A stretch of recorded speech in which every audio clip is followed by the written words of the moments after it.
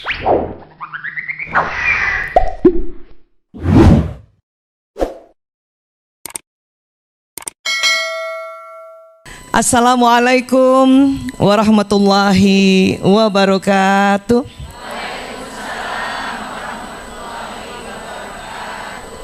Alhamdulillahirabbil alamin. Wassalatu wassalamu ala Rasulillah Muhammad ibni Abdillah wa ala alihi wa sahbihi ajmain, amma ba'du. Teman-teman, apa kabar semuanya, sahabat-sahabat Villa? Ya Allah, para Rumilers. Iya, kita cek suara dulu ya, kedengeran suara saya? Segini kedengeran ya? Kalau segini? Enggak ya? Mohon maaf, mohon izin buat teman-teman sahabat-sahabat Villa yang baru hadir dan dapat tempatnya di luar. Mudah-mudahan suara saya sampai keluar ya, terdengar ya. Kalau tidak berarti langsung buka YouTube streaming ya. Iya, baik, terima kasih. Ibu Vera, mana Ibu Vera tadi? Oh, Masya Allah, kameramen. Luar biasa. Terima kasih, alhamdulillah Bu Vera bersama pengurus Rumiler, termasuk juga Budi Ineke di pojok sana. Terima kasih semua teman-teman sudah hadir. Hari ini kita membahas lagi tentang perbedaan pria wanita ya. Kalau saya seneng loh bahas perbedaan pria wanita supaya tambah tahu, kemudian kalaupun pernah tahu jadi tambah paham, kalaupun sudah paham jadi tambah sadar ya. Sehingga pada saat kita melihat pasangan hidup kita ini yang sudah berumah tangga ya, atau ananda kita yang berbeda lawan jenisnya dengan kita bisa senyum gembira gitu ya. Iya, bisakah melihat perbedaan pasangan tapi itu jadi sebuah, kita melihat itu karunia Allah, malah kita bertambah cinta pada pasangan kita? Bisa, sudah bisa kayak gitu ya? Kalau sudah bisa kayak gitu, Masya Allah, alhamdulillah ya. Ya, terus terang saya sudah bisa sejak tahun 2006 ya, nikahnya 92. Lama ya? Karena baru tahu ilmunya soal perbedaan pria wanita 2006. Baru masuk itu hasil jurnal-jurnalnya 2006. 92 sampai 2006 ya, bahwa sadar kita istri berharap pasangan kita suami ini yang notabene ya adalah pria atau laki-laki, kita selalu berharap dia mengerti kita gitu ya sebagai istri, dan kadang kita berharap ya dia kayak kita gitu. Inilah konflik mulai, inilah berantem mulai gitu. Saya bersyukur ada satu masa dari 92 sampai 2006 belum paham ya tentang perbedaan pria wanita, walaupun sudah dokter pada saat itu. Kami suami istri dokter. Tapi kan ilmu ini memang baru ya, neuroscience tentang pria wanita baru, memang baru diteliti aja di Inggris, di London itu tahun 99 ya. Nah, jadi 92 sampai 2006 selalu penuh pengharapan suami untuk mengerti istri. Tapi disitulah juga penuh kejengkelan. Gitu ya. 2006 terkaget-kaget terhadap penelitian perbedaan pria wanita. Akhirnya apa? Saya minta maaf sama suami. Mas, saya panggilnya Mas waktu itu ya. Mas Toto, namanya Prianto. Mas Toto, Tok ya. Prianto, Mas Toto, aku minta maaf. Dia kaget, kenapa kamu minta maaf? Rupanya sejak ijab kabul sampai baru saja beberapa detik ini saya salah paham. Ya, harus minta maaf yang jelas dong, apa minta maafnya? Salah paham. Makanya saya selalu ya, di balik senyumku ada kejengkelan. Suami saya masih belum ngerti. Oh gitu ya. Ya pokoknya insya Allah mulai detik ini sampai seterusnya ya, saya akan melihatmu sebagai sebuah anugerah yang luar biasa, sebagai pasangan yang memang mensupport ya diri kita yang sebagai istri, dan saya akan tambah jatuh cinta. Cie. Dia nggak senyum sih. Karena laki-laki emang mukanya rata, ingat? Laki-laki mukanya rata karena hormon testosteron. Tapi saya meyakini dia senang. Dilihat dari mana? Hidungnya kempas-kempes. Itu. Jadi teman-teman ya, para ummahat soleha, setelah kita belajar mengerti tentang otak pria, ya, laki-laki tuh senang. Hanya dia nggak bisa seekspresif kita, gitu, ya. Kita dibalas senyum aja, ya Allah, aduh, sampai gitu-gitu. Gemeternya bukan cuma tangan, saking ekspresifnya. Ya, itu karena hormon perempuan yang namanya estrogen, progesteron ekspresif. Ya, nah ini. Jadi sekali lagi kita akan jatuh cinta terus atau jatuh cinta kedua pada orang yang sama, yaitu suami masing-masing. Dan terima kasih juga buat yang masih belum berkeluarga tapi sudah rajin ikut taklim, itu luar biasa. Adakah yang belum berkeluarga? Coba angkat tangan, saya mau kenalan. Mana dulu? Oh ya Allah, Masya Allah. Ada lagi sayang? Alhamdulillah. Alhamdulillah ya. Iya, apa orang bilang sekarang jomblo fisabilillah gitu? Iya. Tapi kan jomblo ada dua ya sekarang, jomblo perdana atau jomblo second. Nah ada juga yang second, mari memulai hidup baru dengan sebuah pemahaman, ya itu nanti jauh lebih berbeda ya. Baik. Ini kita akan bicara perbedaan persepsi pria wanita ya. Mohon maaf teman-teman yang mungkin nggak bisa lihat slide. Saya tuh pakai slide supaya ngomong saya nggak ngelantur. Dan karena kita bicara tentang tubuh manusia maka perlu ada gambar. Tapi bila teman-teman nanti tidak bisa lihat gambar nggak apa-apa, saya akan ceritakan saja ya. Ada VIP soalnya di sini.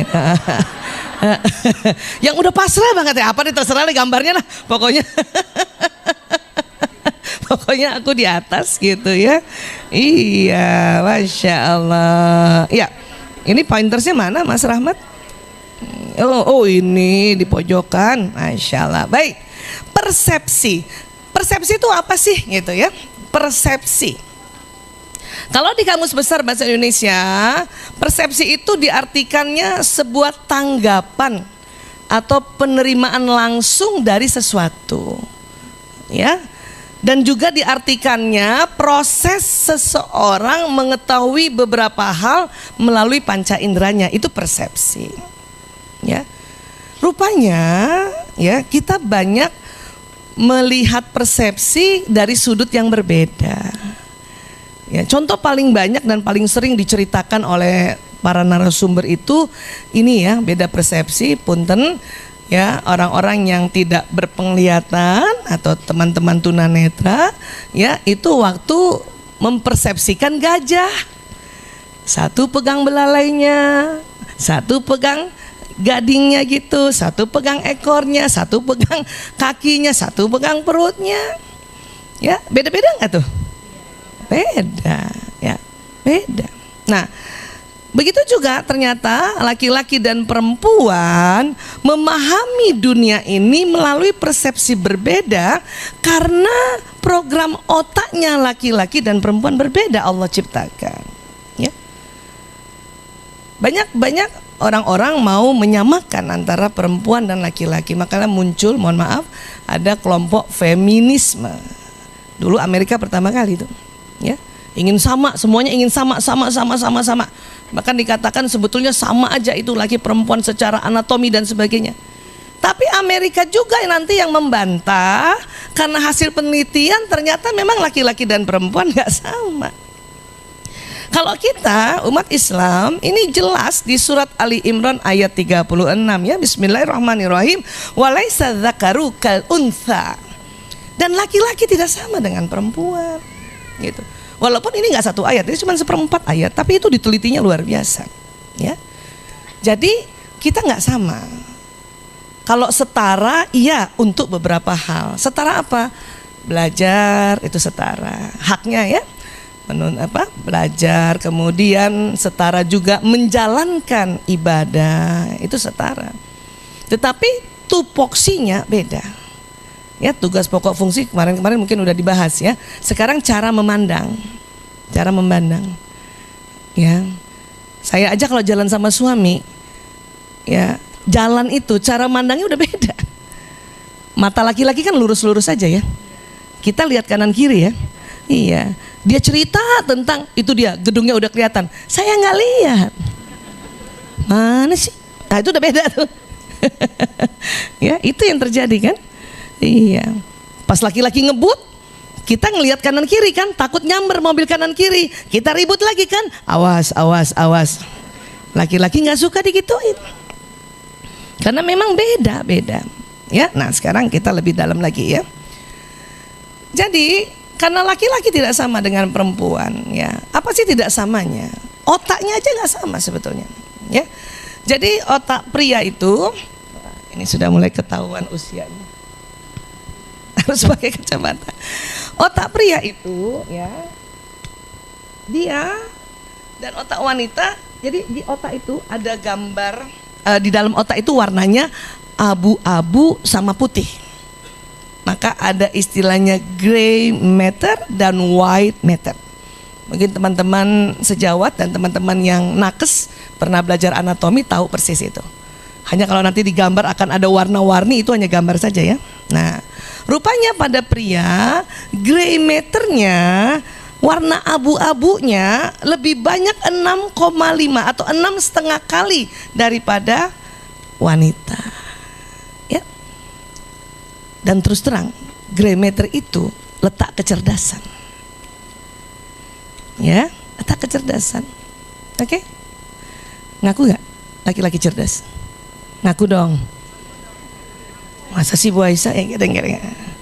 Oh gitu. Serem banget gitunya gitu.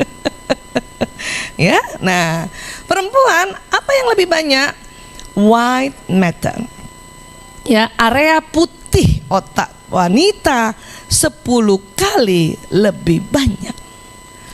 Untuk apa area putih itu? Rupanya itu lebih fokus pada tanggung jawab. Kita memang otak tanggung jawab, ya nggak sih Bu? Teman-teman kesini tadi pagi udah ngapain aja di rumah? Nah, Masya Allah. Tanggung jawab nggak sih itu? Tanggung jawab. Ada yang ngedrop anak dulu tadi? Dari mana? Masya Allah. Udah titip uang belanja, udah ngantar anak, ya, udah titip anak. Kalau bunda agak lambat-lambat sedikit, kamu tunggu aja di kantin ya. Udah begitu? Itu, nah, tanggung jawab gitu. Itu ada pada perempuan memang. Karena area putih otaknya 10 kali lebih banyak dibanding laki-laki. Laki-laki Allah kasih kecerdasan. Kenapa? Karena laki-laki harus kreatif untuk memikirkan pekerjaan-pekerjaan, memikirkan ya proyek-proyek, bisnis-bisnis di luar rumah, atau sekarang juga bisa di start dari rumah ya, untuk menjemput rezeki dan nafkah untuk ke keluarga. Ya. Tapi juga nggak banyak-banyak, cuma 6,5 ya. Jadi perempuan juga tetap cerdas lah ya. Cuman ketahuilah lebih cerdas laki-laki. Ya, lebih kreatif. Ya. Nah, kemudian ukuran otak laki-laki lebih besar. Kurang lebih 1,6 sampai 1,7 kilo. Memang otak laki-laki lebih berat. Ya. Karena ada bagian di otak laki-laki lebih lebar juga dibanding perempuan, ya. Kalau otak kita itu Bu, ya sekitar 1,5 kilo, ya. Nah, otak laki-laki ya lebih tahan terhadap stres, otak perempuan bekerja lebih cepat dan rentan terhadap stres. Kenapa? Karena tadi otak tanggung jawabnya besar. Makanya rentan terhadap tekanan. Stres itu kan tekanan. Sumber tekanan namanya stresor. Tentu konsekuensinya itu kan, karena tanggung jawabnya besar, kita merasa tekanan jadi banyak.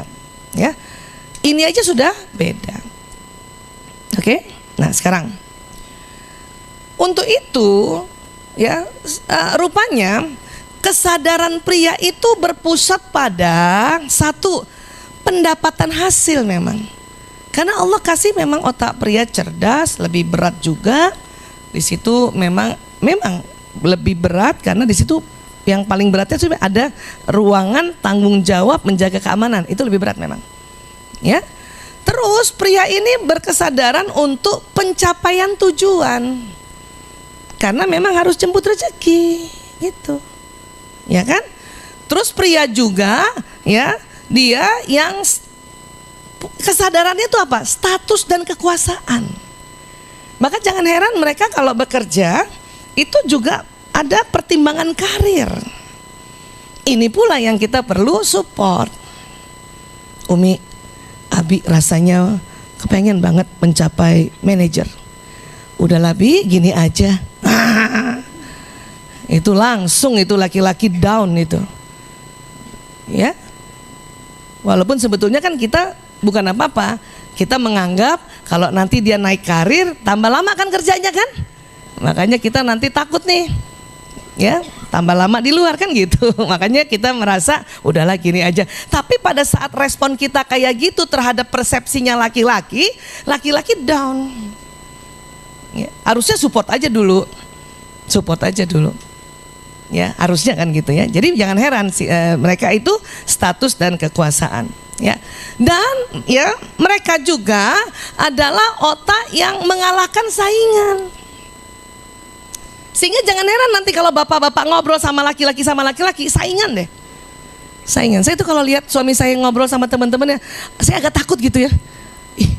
Dia saingan. Tapi saya udah ngerti, jadi saya senyum aja. Ya Allah, otak laki banget. Gitu dong saya. Ya, sambil senyum. Dia saingan. Ya, itu bawah sadar. Nanti dijawab juga oleh teman yang laki-laki saingan juga. Ya. Jadi kesannya kayaknya sombong, arogan itu suami-suami kalau lagi ngumpul. Itu. Tapi memang otaknya settingannya begitu. Nanti kalau kita melihat ada laki-laki yang waktu menceritakan persaingannya tapi lebih tawadu, itu berarti rajin taklim tuh suami itu. Kalau yang masih murni banget saingannya, nanti kata temannya, Pak, saya sedang bikin bisnis ya, kafe kopi. Oh, saya juga. Nah, itu mah biasa aja. Tapi kalau ada responnya, Masya Allah, tabarakallah, alhamdulillah, sama kita ya. Itu tawadu. Walaupun ada saingannya juga. Paham ya? Karena itu begitu. Makanya saya kadang-kadang kalau ikut suami saya ngobrol, ya saya langsung tahu nih, oh ini lagi biasa aja, dan oh lagi tawadu. Kalau dia lagi biasa aja berarti singit banget ya, singit. Nggak mau kalah. Oh itu biasa, itu lazim. Karena nggak ada yang jelek kan? Kan ada di otaknya begitu, lazim kan. Tapi kalau dia bilang Masya Allah keren banget Pak, dia bisa mengakui ya, otaknya laki-laki lain atau temannya mengerjakan, Masya Allah keren banget. Dalam hati saya alhamdulillah sedang tawadu. Ya kan? Jadi apa-apa kita alhamdulillah. Ya, karena dulu sebelum saya tahu ilmu ini jengkel banget saya dengarnya. Terus saya ngebatin, sok banget. Nggak ngomong sih, cuman muka kita gitu. Dan laki-laki nggak suka lihat istrinya begitu, karena tidak menyetujuinya. Yang lebih nggak suka lagi, kita langsung nyolot. Apaan sih, sombong banget. Pantang tuh Bu. Pantang, makin sombong mereka, makin istilahnya denial. Ya, makanya saya bisa membedakan. Ya, saya bukan dari ijab kabul, udah kayak gini, enggak Bu, belajar. Ya, makanya inilah yang suami saya bilang, coba kamu sosialisasikan ke ibu-ibu seluruh Indonesia. Alhamdulillah, yes, berarti boleh jalan-jalan kan? Gitu. Ya, itu restu dari suami itu luar biasa. Ya, paham tentang ini ya. Jadi tolong mulai sekarang dan seterusnya, pada saat kita dengarkan laki-laki atau suami atau anak kita ngobrol dengan temannya atau sama siapa saja dan terdapat nuansa persaingan, itu lazim. Please senyum saja. langsung kita Masya Allah, Subhanallah, otak laki-laki gitu. Tapi kalau dia sudah juga memuji orang lain, itu tambah bersyukur lagi kita. Ya, jangan sakit leher gara-gara itu. Saya dulu sakit leher.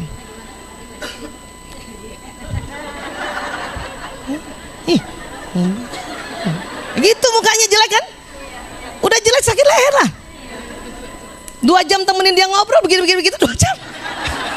Apa nggak pakai salon pas sampai rumah? Bener loh. Ya, saya jadi perang batin. Untung waktu itu sudah juga ya belajar tentang bagaimana sikap kalau suami bicara. Nggak ngomong saya, cuman otak saya ngomong terus. Capek, ya. Bohong, dalam hati gitu. Bohong. Gitu. Jelek kali. Ya Allah ya Rob ya. Nah, kita perempuan, kesadaran kita memang berpusat pada komunikasi. Masih ingat perempuan berapa per hari rata-rata komunikasinya? 20.000. Karena Allah ciptakan otak bicaranya perempuan ditaruh di sebelah kiri dan kanan. Laki-laki cuma sebelah kiri. Makanya laki-laki jauh lebih sedikit. Ya. Ditambah lagi otak kita itu pusat tanggung jawab. Berpadulah tanggung jawab dengan banyaknya bicara. Makanya ngomong mulu. Ngajarin ini, ngajarin itu, ngajarin ini. Kadang-kadang orang gak perlu diajarin. Sampai di majelis juga temennya diajarin. Ngapain diajarin? Duduknya sana dong, duduknya sini dong. Ngapain? Ya, itulah kita, tapi itu juga lazim. Tapi kalau dia sudah lebih tawadu, memang boleh ngatur tapi dengan santun, minta maaf dulu. Itu tawadu gitu. Sama kan? Ada kelaziman kita juga kan? Kalau nanti ada teman taklim kita ngomong terus, ngatur terus, itu wujud tanggung jawab perpaduan banyak ngomong. Paham? Ya, itu lazim, tidak salah, lazim. Tapi kalau dia santun, lembut, kemudian menghargai, tawadu, soleha, binti tawadu. Ya, paham ya?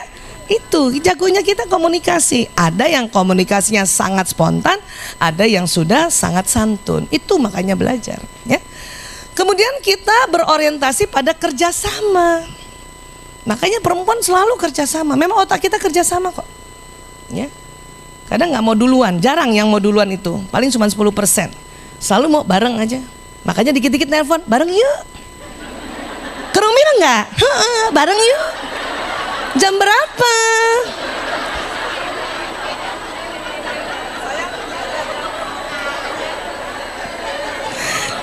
Saya tunggu di parkiran lapangan ya. Masuknya barengan. Tuh, gitu aja barengan coba. Sampai kalau di mall ke kamar mandi barengan. Pipis yuk. Toilet yuk. Iya gak sih? Makanya kalau ke kamar mandi perempuan lebih dari 1 orang, lazim. Kalau cuman sendiri, kebelet tuh pasti. Atau gak ada temennya, ya lazim banget. Kemana-mana ngajak, ya. Dipadu lagi dengan banyak ngomong pula di toilet. Saya sering banget itu ibu-ibu konsultasi di toilet. Kalau ketahuan itu dokter Aisyah malah udah pakai masker loh. Konsultasi. Tim saya udah tahu kalau Bu Isa lama, pasti ada yang nahan tuh konseling. Atau foto. Nah ibu tuh lupa lagi foto begini tuh kamar mandi kebuka. Dia selfie kan? Kloset kelihatan. Itulah kita perempuan, selalu kerja sama. Ya, nggak tahan juga nggak ngomong. Lama nunggu orang masuk kamar mandi, kan kita kadang-kadang ngantrinya sebelang-sebelangan gitu ya. Iya kan gitu kan.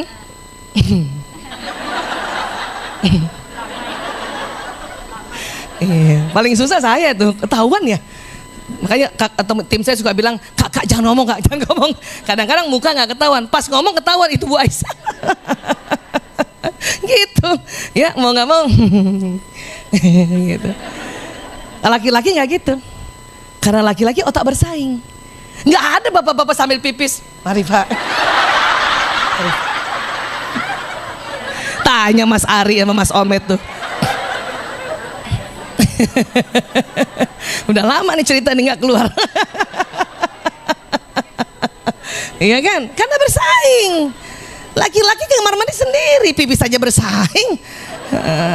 Nggak lihat dia. Dan matanya laki-laki nggak lebar, memang terlurus gitu. Kadang bapak-bapak masuk ke situ nggak tahu kalau bosnya di samping, nggak tahu emang. Dan itu juga karena dia udah nggak tahu, matanya lurus, ngomongnya sedikit, beres. Kita udah lah ngomongnya banyak, mata ke kanan kiri. Kita ke depan nih, tapi mata kita bisa ngeliat nih. Saya aja masih bisa lihat Budi begini, mata saya ke sana. Saya masih bisa lihat teman-teman yang di tangga, coba bayangin. Ya, makanya waktu ngantri kamar mandi sebelahnya pimpinan kita, masa kita nggak? Masa kita nggak gitu? Kebangetan kan? Nah itu namanya lazim. Ya, paham ya Bu? Kemudian kita ini ya berkesadaran berpusat pada harmoni dan cinta. Selalu pengen harmoni, pengen penuh cinta. Memang begitu, gitu. Ya, sementara pasangan kita tuh status dan kekuasaan. Ya. Nah, kemudian ya kita senang berbagi dan hubungan antar manusia memang. Nah, kita senang sharing, apapun di sharing, berbagi. Termasuk kadang-kadang ada wanita bersedia berbagi suaminya. Wow, langsung. Iya apa iya? Kan Bu Isa nggak bilang semua, ada beberapa wanita karena memang otaknya Allah setting untuk bisa berbagi dikala kondisinya darurat. Iya kan harus ada kalimat itu. Kalau nggak darurat ngapain bagi-bagi ya? Dikala istri sakit tidak bisa ya melayani penuh ya pada suami. Dikala juga mungkin suami memang ya kekuatannya berlebih, dia perlu lebih dari satu, daripada berzina, daripada selingkuh kan itu ada konsepnya. Itu yang namanya darurat. Ya. Pintu pesawat kalau darurat ya, kalau lagi darurat dibuka, kalau enggak jangan dibuka. Masuk penjara kita. Ya. Paham tentang ini ya? Karena memang di otak manusia itu yang namanya perempuan ada berbagi. Kita makan aja lagi makan enak-enak, anak datang, Bu, bagi Bu. Kalau ada ibu-ibu sama, makan aja sendiri. Itu berarti otak perempuannya lagi hang. Masih ada ibu-ibu nggak mau bagi sama anaknya kan? Ya Allah. Ya, jadi memang otak perempuan itu bisa berbagi, bisa sharing memang. Ya. Bahkan ya sejak kecil ya bayi perempuan tertarik pada wajah dan terus menatap ke arah mata selama 2 atau 3 kali lebih lama daripada bayi laki-laki. Makanya kalau kita punya bayi perempuan atau kita jenguk bayi perempuan kan tak tintun mbak, dia ngeliatin kita. Anak laki enggak, tak tintun mbak, dia liatin kita berapa detik terus lihat mainannya, lihat lampu, lihat kipas. Nah paling senang laki-laki lihat kayak gini nih. Karena memang otak laki-laki senang lihat benda, bukan wajah. Kenapa itu Bu Aisyah? Itu selera mata. Apa yang mana selera mata? Itu yang putih-putih itu. Putih-putih mata pada perempuan sejak kecil lebih lebar dibanding laki-laki. Ini yang membuat perempuan lebih senang lihat mata dan wajah. Laki-laki senangnya lihat benda. Ya. Nah makanya lagi nyusu lihat sebentar muka ibunya, kalau ada mainan langsung terdistraksi dengan kipas paling enggak tuh. Kipas atau lampu atau mainan tuh anak laki kayak gitu. Ya. Sampai besar juga begitu. Perempuan senang bicara dengan kontak mata, laki-laki kurang menyukai kontak mata. Jangan marah Bunda, kalau Bunda lagi ngomong sama ayah, dia cuma 5 detik mau lihat kita, habis itu lihat tembok, habis itu lihat gadget, habis itu lihat TV. Nggak usah marah, itu lazim. Laki-laki banget. Ya, jangan marah juga nasihatin anak laki, ya. Dia cuma lihat bundanya sebentar, habis itu goyang-goyang. Paham ya? Dulu kan saya kasihan tuh Mas Lanang itu kan, anak pertama saya Mas Lanang lahirnya 93. Dia 93 sampai 2006 kan tertekan ya. Ibunya baru ngerti tahun 2006. Ya. Lanang, iya bu. Saya liatin dia kan, terus dia begini. Yang sopan kalau ngomong sama ibu, lihat muka ibu nak. Lihat saya liatin lagi dia. Nah gitu anak saya ekstrovert lagi yang goyang. Ya, jadi setengah jam cuman lihat ibu. Yang sopan lihat ibu.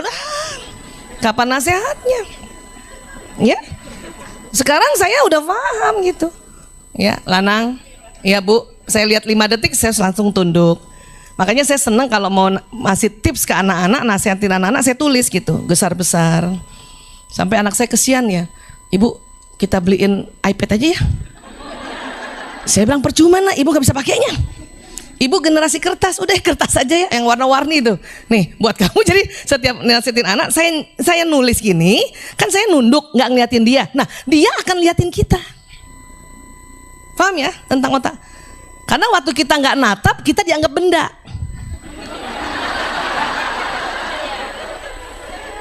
Paham ibu? Kan manusia benda juga bukan?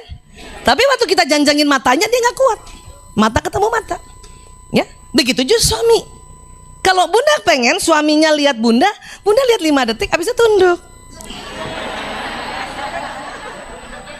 Paling asik tuh di meja makan. Saya seolah-olah ambil nasi. Jadi gini ya. Atau pura-pura lihat gitu tuh. Jadi gini ya. Kayak itu gayanya Bu Vera lah gitu. Jadi uang belanja anak-anak tuh ya Allah. Terus nggak mau lihat dia. Dan saya tahu dia lihat saya. Makanya saya kalau mau pakai cara itu harus cantik. Jangan yang lagi nggak siap. Kalau lagi nggak siap saya jangjangin matanya terus. Jadi gini ya, dia nggak lihat saya kan? Dia nggak lihat ada salon pas di sini. Rambut udah memutih lupa di henna, ya. Nah kalau kayak gitu gayanya, saya liatin ya. Jadi gini, dia liatin laptop terus, dia liatin iPad terus. Ya itu laki-laki. Dulu berantemnya gara-gara gitu. Dia nggak pernah perhatiin aku. Padahal gara-gara kita janjangin matanya dia, ya. Karena perempuan memang senang lihat mata. Karena sklera mata inilah, karena pada perempuan lebih lebar, inilah bagian putih ini yang memungkinkan pergerakan mata dan mengarahkan mata, pandangan kita itu pada wajah atau mata orang. Maka kalau dikatakan komunikasi itu harus tatap mata, iya berlaku untuk perempuan. Laki-laki cuman kuat 5 detik aja. Ya. Paham tentang ini ya? Nah, tapi bapak-bapak kok ngelihat perempuan lain? Karena perempuan itu nggak lihat bapak.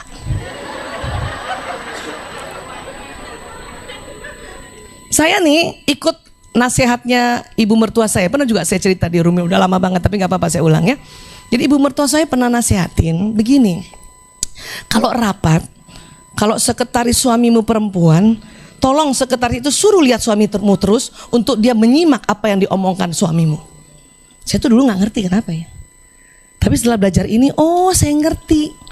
Pas sekretaris ngeliatin suami saya terus untuk menyimak pertanyaannya, suami saya nggak mau lihat sekretaris, nggak kuat kan? Ya pasti dia lihat yang lain atau lihat tembok, lihat itu karena diliatin terus kan. Laki-laki nggak bisa diliatin. Gitu. Oh ngerti saya. Oh. Ya paham tentang ini bu? Iya. Tapi kan nggak mungkin juga kita di mall suruh mbak liatin suami saya mbak. Supaya dia nggak lihat mbak, ya nggak mungkin juga kan? Untuk itulah kalau ada laki-laki yang dia bisa melihat perempuan lain dan perempuan itu tidak melihat, tapi laki-laki itu menundukkan pandangannya, itu tawadu. Soleh banget itu suami kita, cium tangannya langsung. Kenapa? Pokoknya aku cium. Saat itu juga ucapan terima kasih. Biarin suami kita kaget-kaget aja setiap perjalanan. Istrinya udah gak jutek, selalu senyum, sedikit-dikit cium tangan. Wah, apa gak enak tuh bu? Ya, iya ya Allah. Yang bikin masuk surga kita kan yang begitu-begitu, ya kan? Nah, terus ya, otak ini kan terbagi 2. Ada belahan kanan, ada belahan kiri. Sebentar, ini jam berapa ya? Oh masih ada waktu ya? Kayak udah jam 11 aja. Ya nanti kasih kode ya. Jadi otak ini ada kiri ada kanan. Ada penemuan yang oleh Dr. Roger Wolcott Sperry ini tahun 1980 dan beliau dapat Nobel ya. Roger Wolcott Sperry ini yang menemukan bahwa ya Tuhan menciptakan otak kiri kanan dengan tupoksi berbeda, tugas pokok dan fungsinya berbeda. Ya. Ini pernah kita bahas, mungkin juga teman-teman sering juga bahas, pernah dengar otak kiri dan kanan, ada juga yang kontra dan sebagainya, tapi yang secara ilmiah ini dapat Nobel. Ya. Otak kiri ini otak analytical, analisa. Kapan kita lagi mikir gini, kok gini ya, kenapa gini ya? Ya itu otak kiri yang bekerja. Ya, karena otak analisa. Otak kiri, otak bicara juga. Pada laki-laki otak bicaranya di kiri, pada perempuan juga ada otak bicaranya di kiri. Cuman khususan pada perempuan Allah kasih lagi otak bicaranya di kanan. Itu karunia kita. Ya. Kemudian kiri juga adalah proses matematika atau hitung-hitungan. Kalau Bunda lagi ya mencatat uang belanjaan itu kiri yang bekerja. Ya, ngitung, ngomong, ngitung, mikir kiri. Makanya kadang-kadang kita begini gaya kita berat ke kiri. Ya. Coba perhatiin deh. Waktu nulis uang belanja, bikin anggaran, kan kita ngomong, mikir, sama analisa. Tuh capek lo ke kiri, tengleng. Ini tengleng ke kiri. Ya, nah cuman nggak diperhatikan aja ya. Kiri juga ini adalah keteraturan. Disiplin juga otak kiri. Teratur, ya kiri. Makan jam segini, bangun jam itu kiri. Dan kita perlu otak kiri untuk analisa dan itu ada di otak kita. Yang penting kita sekarang ya Allah sudah kasih, kemudian beberapa orang Allah kasih petunjuk untuk merisetnya, maka kita pelajari supaya kita bisa menggunakannya dengan efektif. Ya. Nah, yang kanan ini disebutnya otak rileks. Ya, kalau kreatif dua-duanya bisa kreatif, kiri juga bisa kreatif, kanan juga bisa. Tapi ini otak rileks. Warna-warni itu prosesnya di kanan. Ya, bermain prosesnya juga di kanan. Ya, santai di kanan, imajinasi kanan, visualisasi kanan, membayangkan seolah-olah itu kanan. Ada juga pas lagi duduk lama ya, tidak membayangkan seolah-olah, benar-benar menghayal, itu kanan juga. Jadi kalau lagi duduk-duduk ada yang negur, ibu menghayal, iya sedang mengaktifkan otak kanan. Gitu. Karena memang otak kanan, ya. Teknologi juga kanan. Ya. Dan kanan ini betul-betul otak rileks. Kita punya otak kiri dan kanan. Artinya apa? Kita bisa serius, bisa juga rileks. Tapi ya ini mungkin sering dengar ya, tapi saya suka ulang-ulang nih. Sewaktu kita bayi sampai kita dewasa ini ada perbedaan perkembangannya antara otak laki-laki dan perempuan. Ya, di mana di sini dikatakan otak kiri anak perempuan berkembang lebih cepat dari otak kiri anak laki-laki. Coba pegang dulu otak kirinya, Bu. Nah, kita dari kecil kiri kita berkembang duluan dibanding kirinya mungkin adik kita yang laki-laki atau kakak kita yang laki-laki. Atau bahkan bapak kita waktu kecil, nih kiri kita udah jalan duluan. Ya. Kiri apa tadi? Coba kita ulang-ulang yuk. Kiri apa tadi? Analisa, apalagi kiri? Bahasa, hitung-hitungan atau matematika, disiplin, teratur, ya gitu kan? Iya, syair juga di kiri. Musik di kanan, irama di kanan. Tinggal sumbernya dari apa itu terserah, tapi irama itu di kanan. Bisa juga irama itu sumbernya dari mulut manusia, bisa dari alat musik. Ya, alat musik juga macam-macam, ada yang bambu dan sebagainya. Itu memang prosesnya otak kanan. Ya. Artinya apa kalau otak kiri anak perempuan lebih cepat berkembang? Dan itu otak bicara, otak hitung-hitungan. Artinya apa? Artinya anak perempuan ya itu bisa lebih cepat mampu berbicara lebih awal dibanding anak laki-laki. Bahkan dia mampu membaca lebih awal, menghitung lebih awal. Bahkan bisa disiplin lebih awal anak perempuan. Siapa punya anak perempuan? Rasanya gitu ya. Siapa yang punya anak perempuan dan juga punya anak laki-laki? Terasa perbandingannya? Iya. Anak perempuan ya Allah umur 3 tahun karena otak kiri dan kanannya seimbang ya, dia sudah bisa tahu antara kudung, baju sama bawahan dan kaos kaki harus matching kan gitu. Ya. Kalau laki-laki gimana Bu Aisyah? Laki-laki dia otak kanannya yang berkembang duluan. Apa sih berkembangnya? Apa besar kanan? Bukan. Inilah ya, coba Ibu lihat. Sambungan ya otak. Jadi otak itu kan pernah kita belajar ya, ada neuronnya tuh yang ada kabel-kabelnya. Jadi kanannya laki-laki sambungannya lebih dominan di laki-laki di kanan. Ya. Bahkan otak kanan laki-laki berkembang dan bertumbuh lebih cepat dari otak kirinya, sebelah kirinya. Kalau perempuan rupanya Allah bikin seimbang. Ya, supaya lebih gampang jelasnya kayak gini, ya. Nanti teman-teman di VIP lihat YouTube lagi ya. Karena di situ lebih jelas ya. Nah, ini perempuan kiri kanan seimbang. Itulah anak perempuan umur 3 tahun aja udah, "Bunda, aku pakai baju pink aja." Kenapa sayang? Kudung aku kan pink. Gitu. Kalau laki-laki kanannya duluan, dia nggak peduli antara baju bawah sama atas sama apa enggak. Yang penting gambar bajunya gambar mainan. Itulah kalau Bunda cuma punya satu doang, dia suka kereta Thomas, cuci gantung pakai cuci. Makanya kalau dia suka gitu beli selusin Bun. Warnanya cuma sama, beli aja sama. Iya kan? Laki-laki begitu. Ya. Ini juga yang menyebabkan bahwa anak laki-laki itu benar-benar senang bermain. Terus bermain. Lihat kanannya dominan. Ya. Kanannya bayangin ya. Jadi otak laki-laki dalam perkembangan dari kecilnya sampai nanti umur 18, kalau kita pakai bahasa Betawi, jomplang. Cinere masih pakai jomplang nggak? Jomplang tahu? Kanannya lebih dominan dari kirinya, bayangin. Kalau perempuan dia seimbang. Tapi kanannya perempuan kalah dengan kanannya laki-laki gitu. Inilah otak anak perempuan ya, tersusun untuk bereaksi pada orang dan wajah. Itu termasuk selain matanya yang tadi skleranya lebar, otaknya seimbang ya. Kalau laki-laki tetap benda. Anak kita Bu, anak laki-laki belum bisa baca, udah pinter main gawai itu Bu. Udah pinter main game, udah pinter. Ya, anak laki-laki. Yang zaman-zaman dulu bukan zamannya gawe itu tadi. Main gundu mulu, main layangan mulu. Ya, diajak nonton film, habis nonton Superman pulang jadi Superman dia. Habis nonton Spiderman pulang jadi Spiderman, anak laki. Siapa punya anak laki banyak?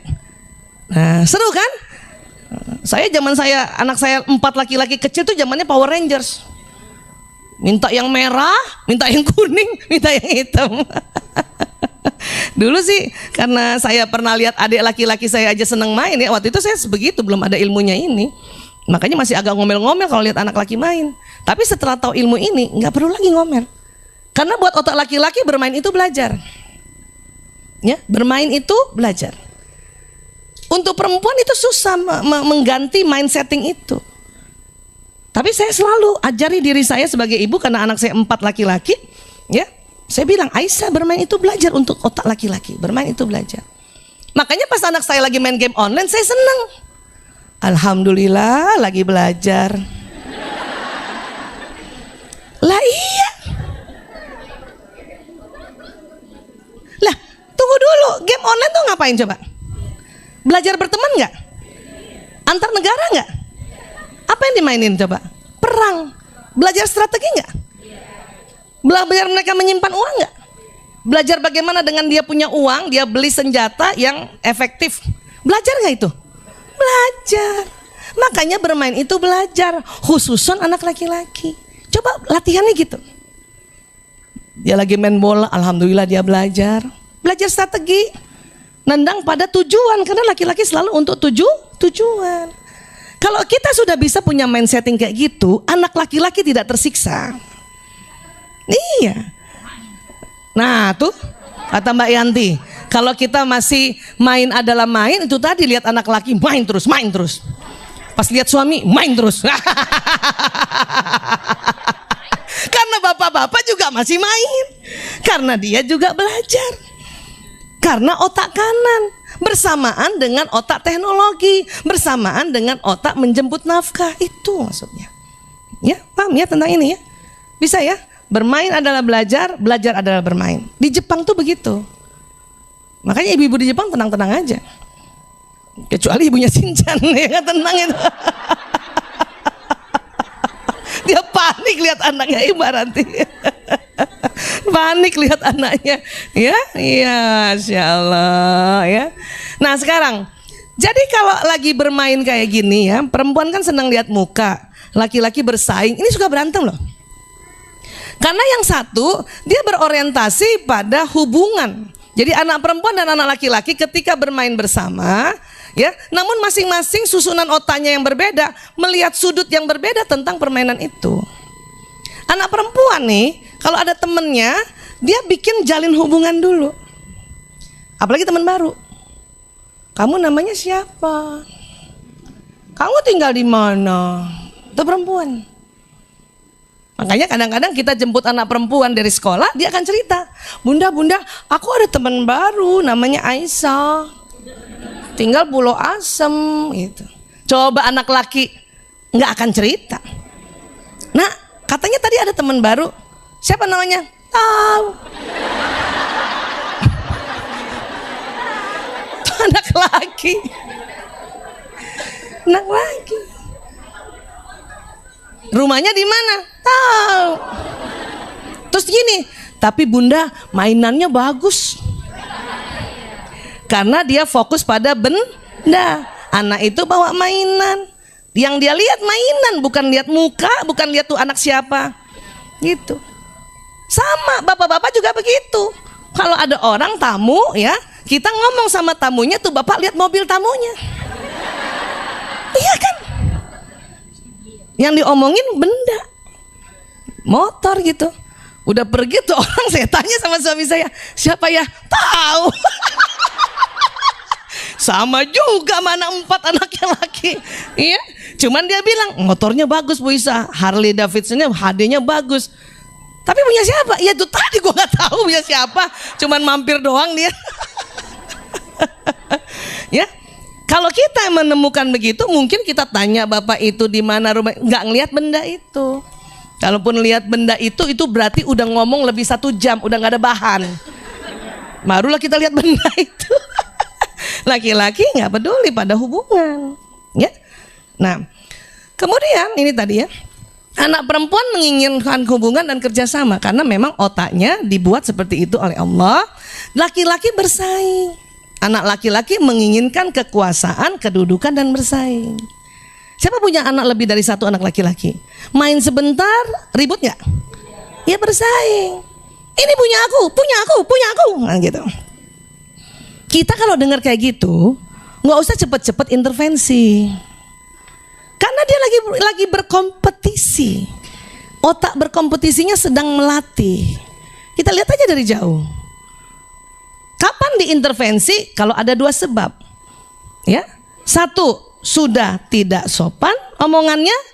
2, berbahaya. Baru kita, lanang, prio, bahaya itu nak. Gitu.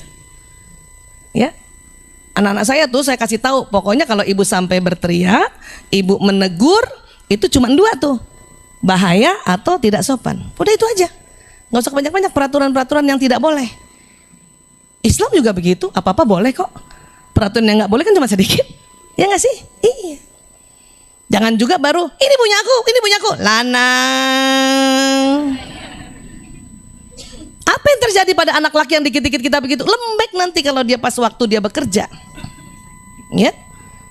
Ditegur sama bosnya, telepon ibunya, Bunda, aku ditegur, ya. Ya, iya, itu karena laki-laki begitu.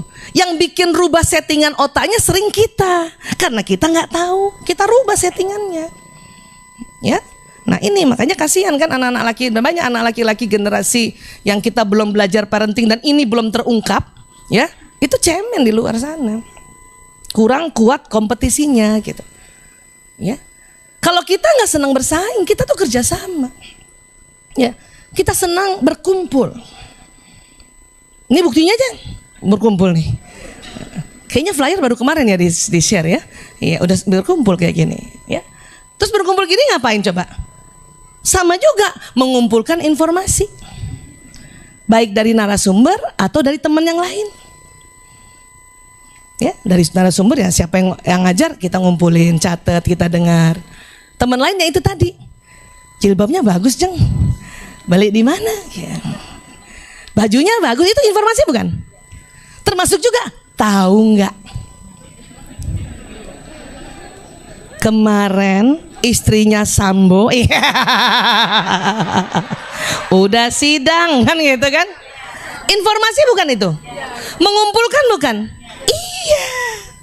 Memang perempuan senang berkumpul, senang hubungan, kerjasama dan berkumpul. Itulah perempuan. Makanya pas lihat anak laki-laki yang selalu bersaing, kita maunya kumpul, yang damai, kumpul. Nggak apa-apa juga Bu, tapi ingat laki-laki otaknya bersaing. Ya, jadi tenang-tenang aja kalau anak laki bersaing. Nggak usah juga yang merasa aku salah didik, nggak usah juga begitu. Banyak ibu-ibu tuh guilty feeling karena lihat anaknya bertengkar. Ya, percuma aku jadi ibu. Wah, apalagi ibunya rajin taklim atau rajin ikut parenting, merasa gagal. Percuma aku, nggak percuma Bu. Memang begitu otak laki-laki. Ibu kalau tahu anak saya berempat, Allahu Akbar. Rumah nggak ada ruang tamu tuh Bu Vera ke rumah saya. Itu ada kursi beberapa, itu baru aja setelah mereka besar. Dulu los semuanya. Ya, meja makan di pojokan. Karena main bola di situ, main sepeda di situ. Ya kan? Main Lego di situ, gulat-gulatan di situ. Ya kan? Main badminton di situ. Gimana orang nggak punya halaman kayak Bu Vera gini? Nggak ada lagi tempat kami. Ya, makanya waktu zaman ada gawai, mereka main pakai media gawai, semua main yang dikompakkan di gawai, ya itulah maka anak-anak senang. Karena nggak ada ruang lagi untuk main Bu. Apalagi yang sudah tahu anaknya banyak, ya di ruang tamunya dipasang kristal. Nah,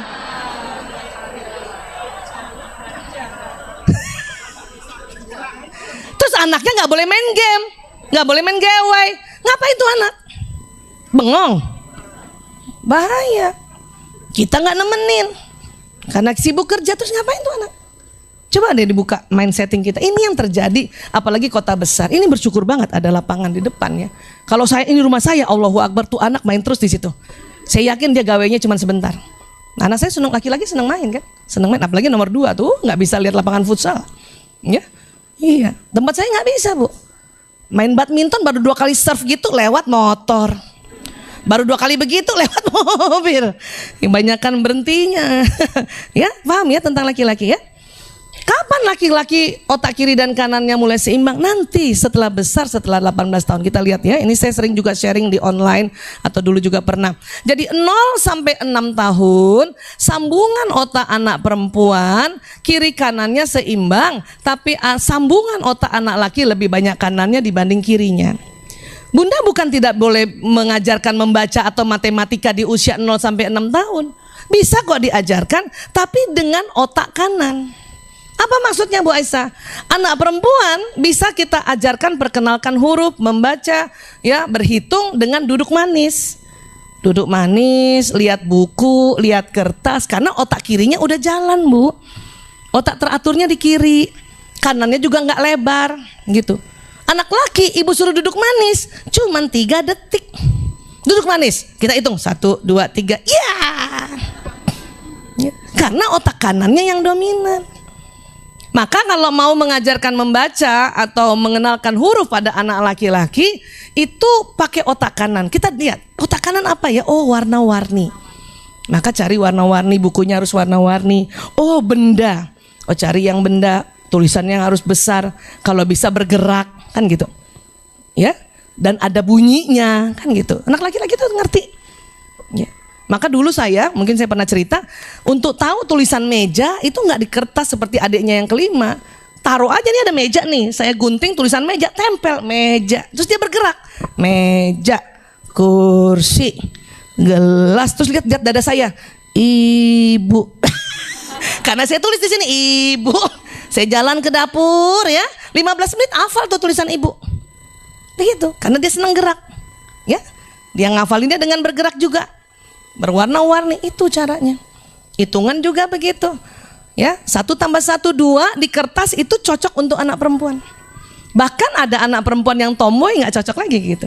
Karena anak perempuan tomboy hormon testosteronnya agak lebih banyak dibanding perempuan yang feminin yang biasa tuh yang introvert, itu otaknya mengarah ke laki-laki walaupun nggak selaki-laki banget. Lari sana lari sini, ya sudah. Ya. Dan nggak usah juga di label kayak laki-laki banget, nggak usah gitu. Oh, ini anak perempuan saya wataknya ekstrovert. Siapa bunda yang nggak tahan sudah duduk sini udah pengen keluar aja? Iya kan? Cuman karena kita udah besar aja, kita melatih selama bertahun-tahun, ya. Kemudian ya 6 sampai 12 tahun perempuan tetap kiri kanannya seimbang, laki-laki tetap kanannya. Kiri baru siap belajar membaca, baru siap menganalisa, baru siap belajar hitung-hitungan, baru siap belajar namanya peraturan. Itu pada laki-laki baru siap. Itulah saya sering bilang dan saya sering sosialisasikan, kalau di Indonesia dengan kurikulum SD seperti ini, anak laki-laki masuk dengan usia 7 tahun atau 7 tahun lebih, itu lebih baik. Anak laki ya. Kalau anak perempuan mah 6 tahun, 6 tahun setengah udah ngerti dia. Ya. Dan kurikulum sekarang ini berbasis kurikulum ya analisa. Itu jagonya perempuan. Itulah juga mengapa di SD jarang anak laki-laki ranking 1. Ibu punya anak laki-laki ada yang ranking 1 waktu SD, Bu? Bapaknya juga jarang, Bu. Apapun kurikulumnya. Ya. Makanya saya bilang sama anak laki-laki waktu SD, "Nak, ya, ibu belajar sedikit tentang otak laki-laki, tapi gurumu belum tentu belajar." Teman-teman di Diknas itu, Diknas Pendidikan belum tentu belajar. Baru aja tahun-tahun ini saya sosialisasi. Ya, belum tentu belajar, sehingga ya tetap ada pelajaran yang pakai otak kiri. Tapi kalau ibu sih patokannya KKM aja, Nak. Di atas KKM dikit udah bagus, nah. Matematika 75, kamu 76, bagus. Jangan terlalu bikin ya stres pada anak laki-laki. Justru digitukan malah nilainya di atas 80 lah. Tapi challengingnya apa saya? Tapi Nak, ekskul harus A, oke? Siap, Bu. Game online harus menang. Siap. Senang lah anak saya punya ibu yang ngerti tentang otaknya sehingga dia tidak tertekan. Dan kalau kita misalnya kita kerja nih, nelpon anak, atau misalnya kita pulang ya, atau kita sedang keluar talim, nelpon anak, tolong yang ditanyakan pertama bukan tugas atau bukan PR. Anak laki-laki di usia-usia SD begini nggak mudeng, Bu. Tanya, lagi main apa? Oh, gembira dia. Ya, aku lagi main Dota, Ibu. Siapa yang menang? Aku. Masya Allah, alhamdulillah, luar biasa. Lawannya siapa? Aku lawan Inggris. Baik kan? Game online tuh mainnya nggak cuma di Indonesia, Bu. Ya, jauh sampai Inggris. Nggak sampai Kalideres doang. Ya, paham ya, Bu? Nah, jadi itu dulu. Nanya PR tanya, tapi itu nanti pertanyaan ke-10. Setelah dia gembira dengan 9 pertanyaan yang sama dengan otaknya. Gitu. Apalagi yang disenangi anak laki-laki setelah bermain olahraga. Ya. Tadi olahraga apa? Main futsal nggak di luar? Nah, kita mau balancing antara permainan digital dan non digital. Nggak ada teman, Bunda. Oh, kasihan. Ya udah, nanti kapan-kapan kita sewa futsal. Yeay. Bunda main ya? Enggak, Bunda mah siapin minum aja. Gitu kan perempuan. Ya, nah gitu. Udah gembira tuh, keluar hormon bahagia tuh 9 pertanyaan, baru ke 10. Ya, ada PR, Nak? Ada, Bunda. Udah kerjain? Belum. Oke, nanti kerjain ya. Karena sudah gembira. Saya aja dulu gitu. Anak saya yang nomor 2 senang sekali olahraga, ya, dan dia memang punya kecerdasan kinestetik. Besoknya ujian, minta izin main futsal. Saya bolehin, Bu. Dengan nasihat gini, nanti abis main futsal sebelum pulang langsung di lapangan buka buku ya, baca. Siap, Bu. Jangan nanti pulang ke rumah, mandi dulu, makan dulu, ngantuk Bu. Siapa punya anak laki? Coba deh, saya pengen tahu deh. Yang satu, anak lakinya satu ada? Alhamdulillah. Oh banyak ya. Yang dua? Alhamdulillah. Yang tiga? Alhamdulillah. Udah mulai sesak napas Bu. Yang empat anak laki kayak saya teman. Alhamdulillah. Ada juga ya. Cuma berdua kita Bu. Oh ada. Tiga. Alhamdulillah. Mana lagi? Ada yang laki-laki. Empat. Alhamdulillah. Lima. Ah, 5-4 gimana sih? Oh 5. Alhamdulillah. Ada yang lebih stres dari gue.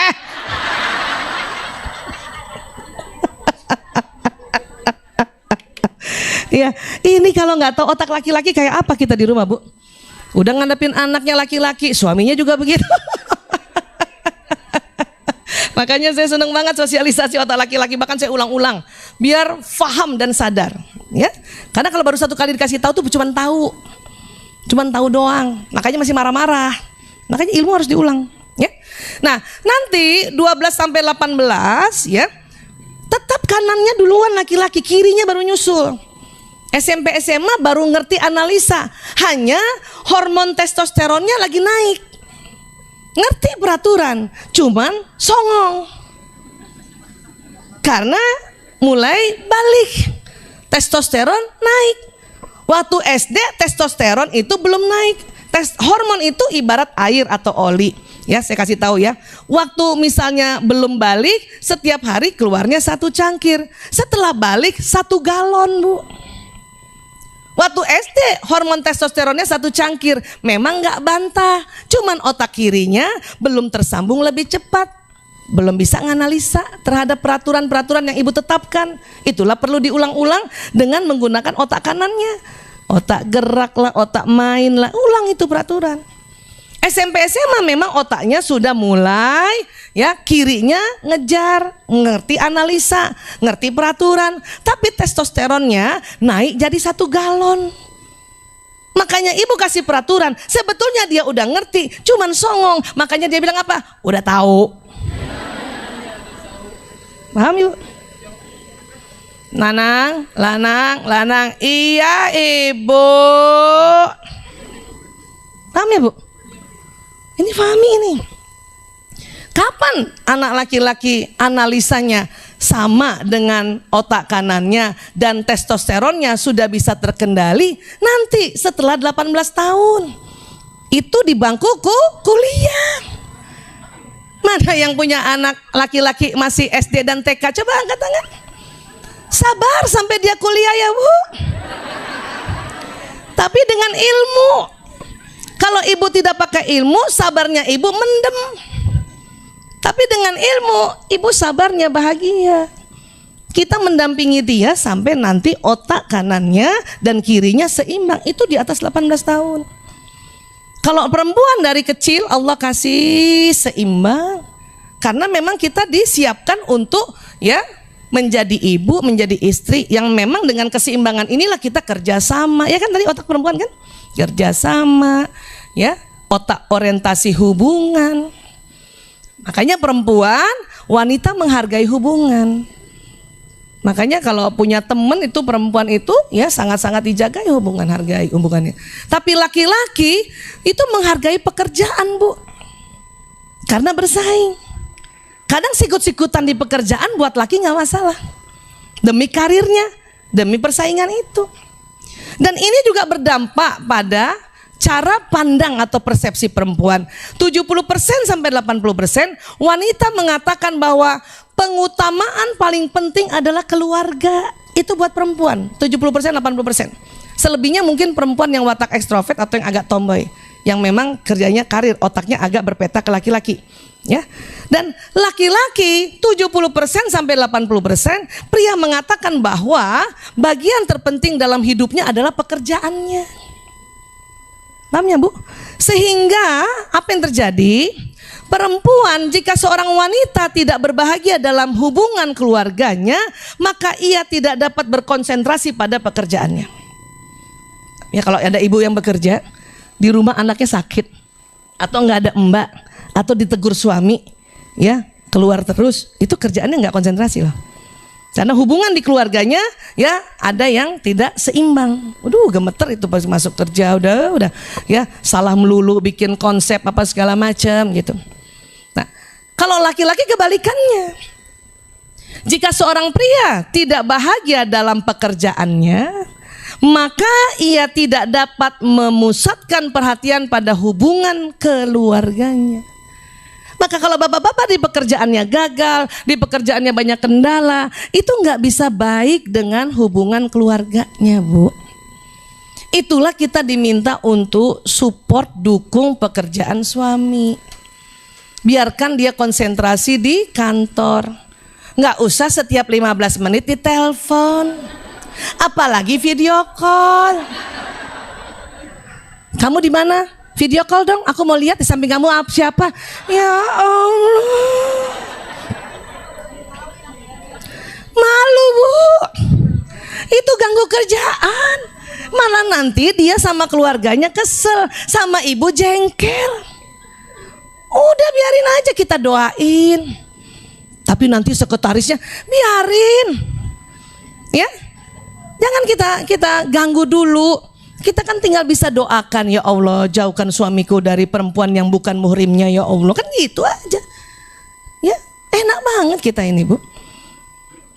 Apalagi kemarin udah ngomong sama sekretarisnya, kalau rapat kamu liatin bapak terus ya. Enak kan? Ibu udah ikhtiar kan? Udah ikhtiar, kasih pesan sama sekretaris. Habis itu tawakal. Gitu dong. Ya, jangan dikit-dikit telepon, dikit-dikit lewat, aduh dikit-dikit video call. Jangan, dia terganggu banget, ya. Apalagi misalnya gagal, dimarahin bos, ya kalau jadi bos masih lebih enak. Tapi kalau bisnisnya gagal gara-gara, ya, makanya banyak bapak-bapak itu, ya, kita kan ceritanya nih karena kita hubungan sama istri suami istri pengen tahu suami udah makan apa enggak. Cuman buat laki-laki dianggap mengganggu, ya. Ayah di mana? Macet ya? Iya. Jadi macet karena kamu telepon. Jengkel gak Bu digituin sama suami? Sakit hati gak Bu? Makanya jangan telepon. Saya sampai sekarang alhamdulillah setelah ini ya, setelah ilmu ini jarang telepon. Dulu untung gak ada HP. Ya, paham ya Bu? Ya itu termasuk anak laki-laki. Ya, termasuk anak laki-laki. Paham tentang ini ya? Karena ini yang terjadi. Nah, kemudian Bu, mengapa pria membenci kritik dan nasihat dari wanita? Nih Bu, karena ada otak yang di otak manusia ya, itu pernah juga saya cerita, memang sengaja saya ulang, hipotalamus. Ini hipotalamus persis segitiga di dalam otak tuh, ya. Laki-laki ada, perempuan ada. Cuman pada laki-laki ukurannya 2,5 kali lebih lebar dibanding perempuan. Ini hipotalamusnya, ya. Kalau kurang lebih gambarannya seperti ini. Ini hipotalamus laki-laki. Ini kan gambarnya laki-laki nih, ya. Dia lebih lebar 2,5 kali. Berarti perempuan nggak ada separohnya dong. Nah ini nih hipotalamus perempuan tuh segitu doang gitu. Fungsi hipotalamus apa Bu Aisyah? Banyak. Tetapi untuk laki-laki dan perempuan harus kita pelajari bahwa hipotalamus ini adalah pusat menjaga keamanan. Disinilah laki-laki senantiasa dari kecil menjaga keamanan tanpa keluarga sadari. Karena kita selalu melabel dia main terus. Padahal dia sudah jagain ibunya. Anak laki kalau dia punya kakak perempuan itu lebih jago jaga keamanan dibanding kakak perempuannya. Walaupun dia nampaknya main terus, tapi sambil main dia liatin terus ibunya. Apalagi kalau ibunya sakit. Saya pernah masuk rumah sakit, anak laki-laki saya jaga depan pintu kamar 4 orang sambil main game. Ya, ada yang datang mau ngapain? Gitu loh. Ada yang datang, teman-teman mau besuk itu, ibu tidur. Itu dalam rangka dia menjaga keamanan kita. Cuman memang masih songong dan juga sambil main. Itu laki-laki. Maka please jangan selalu marahin anak laki dengan mengatakan mana tanggung jawabmu.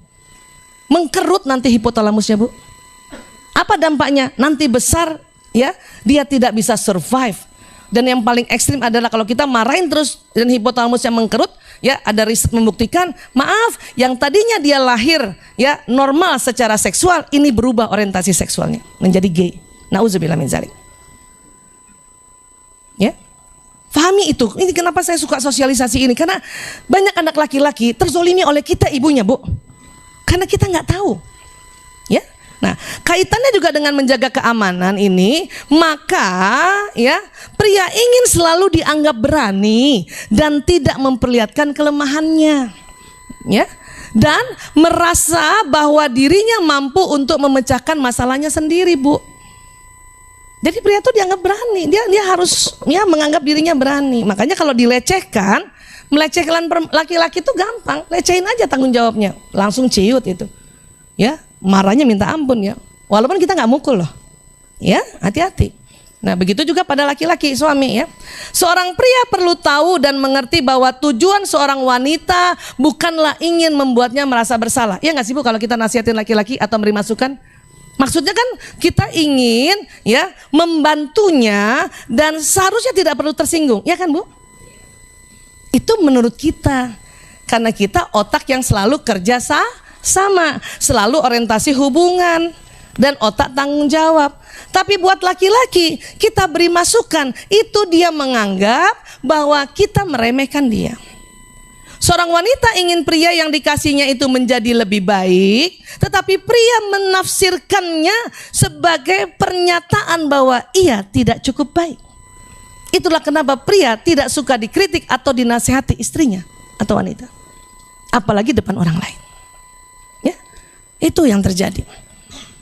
Contoh, ibu pernah nggak lagi jalan berdua, ya, cari alamat. Nah, apa yang kita lakukan? Nanya, ayo kita tanya aja jalannya yuk. Ya, maksud kita kan mau bantu suami, ya nggak? Tapi otak laki-laki menerimanya itu sebagai kamu payah, kau tidak bisa menemukan jalan itu. Ini yang namanya persepsi. Ini yang beda. Berapa kali dalam bertahun-tahun ini ibu meremehkan suami, walaupun padahal kita niatnya bukan itu. Ya. Contoh lagi misalnya di rumah, genteng bocor, ya, kata istri, atap rumah bocor, ayo kita panggil tukang. Hah? Apa yang terjadi coba? Laki-laki menganggapnya, otaknya, persepsinya adalah kau nggak ada gunanya, ya, aku akan memanggil pria lain untuk mengerjakannya. Emang gitu, Bu. Ini kan tadi judulnya perbedaan persepsi, karena memang susunan otaknya beda kan. Berapa kali kita remehkan tanpa kita sadari. Makanya kita perlu stop itu dengan ilmu. Bukan karena udah males gue ngomong sama suami gue. Percuma. Itu nggak berguna kalau ibu begitu. Ya, ibu bukan mengerti itu namanya, bukan memahami. Tambah melecehkan itu. Maka kita berilmu itu tadi, harus tahu gitu kan. Ya, paham ya, Bu ya? Iya. Makanya saya tuh kalau lagi ada acara-acara penting gak mau sama suami. Bisa 3 jam di jalan, Bu. Iya, karena buat laki-laki ya, itu dia tidak bisa antarkan istrinya sampai tempat tujuan. Itu gagal namanya buat laki-laki. Apalagi istrinya mau nanya, ayah tuh nanya, ayah kiri ya, apalagi gak minta izin lagi. Kiri. Ngapain kiri? Oh, tambah inget kita lagi ya. Maaf, buka jendela, tanya tukang parkir. Itu suami udah merasa, oh, dia lebih percaya tukang parkir pada aku. Disangka laki-laki nggak bisa marah, Bu. Marah, Bu. Makanya saya kalau ada apa-apa saya tanya, ya, ayah, ibu Isa bantuin tanya ya. Nggak usah. Oke, nggak usah. Ketawa aja udah. Walaupun nanti sampai tempat pengantin udah pada pulang semua. Yang penting kan nggak berantem sama suami. Iyalah. Ngapain kita belain juga pengantin itu? Nanti terlambat ayah, nanti terlambat. Tapi kita bikin ya rumit atau bikin konflik sama suami. Biarin aja. Nanti terlambat ayah, ini pasti lagi salaman. Kata suami, kamu mau ngantri? Oh iya juga sih gitu. Mending terakhir. Pasti kita diajak makan di tempat VIP. Pengalaman saya begitu tuh. Udah nggak ngantri, foto puas-puas, makan puas-puas. Kan nggak bakal kita diremehkan sama tuan rumah kan? Iya nggak sih? Iya. Memang di tempat undangan udah habis, tempat pengantin masih banyak. kita makan sama pengantin. Kenapa sih susah amat? Ya, tapi itu tadi kalau mau dirumil ke sini nggak mau sama suami saya. Bisa jam 12 sampai sini. Karena dia nggak mau nanya. Mending maaf sama supir. Kenapa? Supir saya bilang mampir-mampir, tanya dulu. Sebetulnya dia nggak mau nanya, cuman yang suruh bosnya. Kalau dia jalan sama istrinya marah juga. Tapi karena saja jalan sama bosnya, mau nggak digaji? Kan gitu, ya. Suami ibu yang barangkali bukan pimpinan, ya, bawa mobil bersama bosnya dan bosnya perempuan, selalu mau nanya, mampir juga dia. Dengan kejengkelan tapi sebenarnya. Cuman karena bos. Tapi kalau sama ibu jalan, dia nggak bakal. Dan uniknya kalau dia jalan sendiri, dia nanya. Betul. Bapak-bapak kalau jalan sendiri nanya, Bu. Karena dia ingin dilihat sebagai pahlawan dan hero di mata istri. Karena satu-satunya orang, bolehlah orang lain mencela aku, tapi jangan istriku. Itu kepengennya laki-laki. Kita juga salah persepsi. Justru karena ingin menghargai suami, makanya kita nasehatin terus. Udah gitu kita bawa kata-kata maaf, misalnya kayak saya dulu, ayah, maaf, punten ayah, kata Agim. Siapa tahu lihat, maaf ya. Ayah, kata Agim, kata Agim dulu belum belajar ini. Bahwa laki-laki cemburu. Ya, kata Agim. Apa kata suami? Kawin aja sama Agim. Saya bilang apa? Telat ya. Dia sudah sama yang kedua. Maaf ya, contoh beneran. Ngerti Bu? Ini saya belajar ini untuk paham ini lama loh. Dan belajar mulai menata mulut saya untuk dikit-dikit ngasih arahan gitu. Kata si ini, kata guru ini. Saya tahan untuk itu. Dan laki-laki gak suka dibandingin, Bu. Ya, apalagi depan orang. Aduh, itu saya latihan. Ya, baru berhasil di usia-usia perkawinan 20 tahun ke atas. Kan namanya latihan. Ya, latihan. Karena juga baru tahunnya 2006. Makanya setiap ulang tahun perkawinan saya minta maaf. Saya bilang, ayah, ya, saya minta maaf. Mudah-mudahan saya jauh lebih baik lagi dari yang sebelumnya. Karena nggak mungkin juga kita menikah, ya, tamat dulu parenting kita baru nikah. Nanti umur 50 tahun kita menikah, telat pula. Sudahlah kita inline saja. Yang kemarin-kemarin keliru, nggak apa-apa. Ya, kita belajar. Makanya seneng banget ada Rumil nih, Bu Vera, sampai kapanpun saya dukung insya Allah ya. Masya Allah ya. Nah, jadi kayak gitu. Ya, saya melatih mulut saya untuk tuh satu, tidak negur dia depan orang, bahkan depan anaknya. Ya, nih tahan Bu.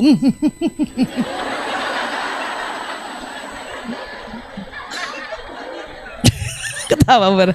Kalau enggak, ini nih mulut nih. Ya, mulut sama leher saya udah bisa nahan. Pertama dulu mulut, leher belum.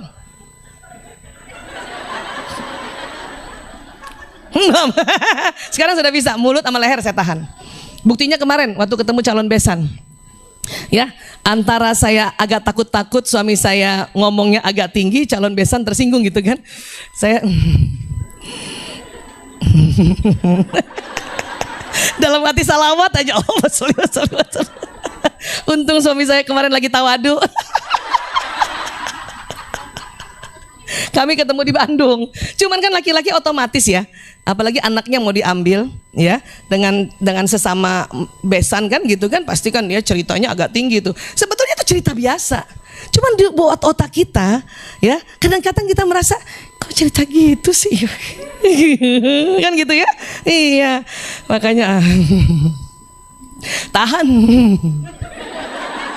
Tanya Nining, kemarin saya di depan mereka nggak banyak ngomong. Kenapa? Takutnya saya nyela. Paham ya, ngerti ya? Iya. Nah, seorang pria tidak mau mengakui kesalahannya karena ia mengira pasangannya tidak akan mencintainya lagi. Kalau si suami mengaku salah pada istri, laki-laki itu takut bahwa istrinya tidak cinta lagi. Kalau dia mengaku salah, berarti dia lemah. Dia takut begitu. Ya. Tapi sebetulnya kita ya perempuan, padahal kenyataannya seorang wanita akan semakin mencintai pria itu jika ia mau mengakui kesalahannya. Bapak, dengarkan ini Pak.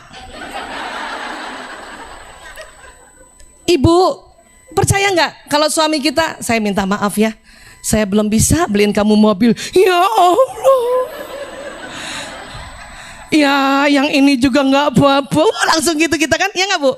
Meleleh kita Bu, ya, daripada dia tidak mengakui kesalahannya, ya kan?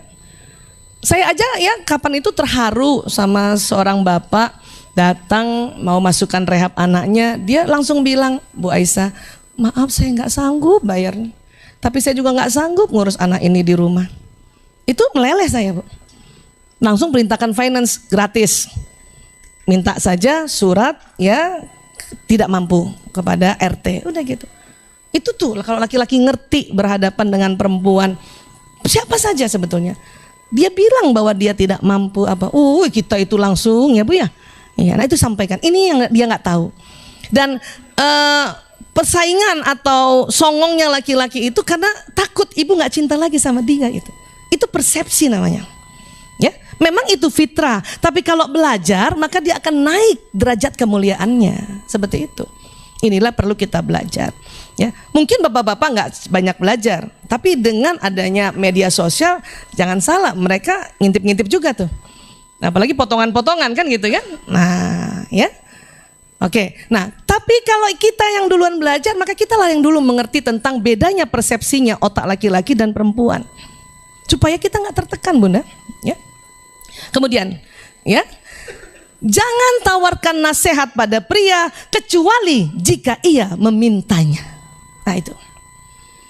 Kalau ilmu NLP kan disuruh tidak boleh pakai jangan, karena jangan silakan.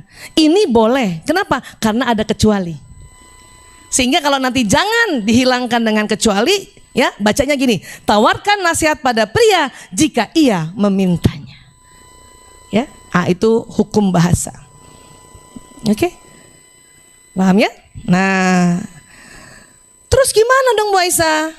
Katakan padanya bahwa Anda mempercayai kemampuannya untuk menyelesaikan segalanya. Ya, iya, bilang saya percaya keputusan yang ayah ambil itu baik. Udah cukup.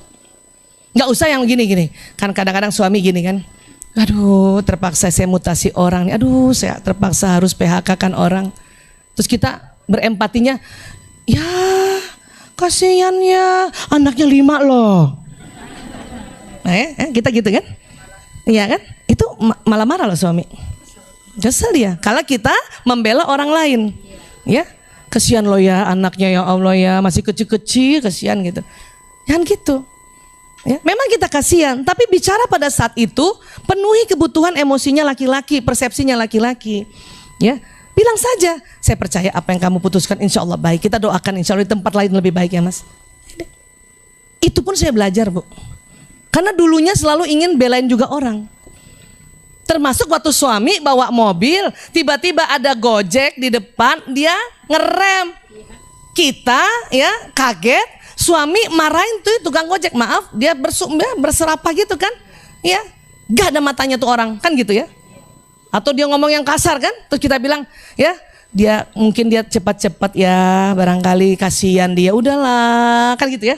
Marah laki-laki digituin Bu. Kenapa kita belain orang itu tidak pro sama dia, padahal dia melakukan itu supaya kita selamat. Saya pun salah dulu. Ya. Atau kita gini, istighfar Mas, istighfar Mas, istighfar Mas. Marah dia Bu, karena dia anggap dia khilaf. Kita aja yang istighfar. Nanti istighfar kelima dia ngikut Bu. Betul. Astagfirullah, astagfirullah, astagfirullah. Yang udah kelima dia astagfirullah. Malah kalau bisa pro sama dia. Ya, kurang ajar orang itu, nggak ada matanya, benar Mas, nggak ada matanya orang itu ya. Gitu, itu tuh latihan Bu, karena awalnya kita sama, karena otak kita orientasi hubungan. Kita nggak suka suami mencaci maki orang, karena kita menganggap kamu nggak sopan, tapi dia saat itu menyelamatkan kita. Spontan karena persaingan dan otak kekuasaannya dan hormon laki-lakinya, dia sumpah serapah. Nah ibu belain tuh Gojek, kenal juga enggak. Apa nggak marah suami itu? Berantemnya gara-gara gitu bu, hari demi hari, minggu demi minggu. Makanya mau pergi jalan berdua nggak jadi mesra. Pertengahan jalan pulang kita. Hanya gara-gara Gojek itu. Kenapa nggak bilang terima kasih sama suami? Terima kasih ya ayah, untung ayah ngerem, Masya Allah.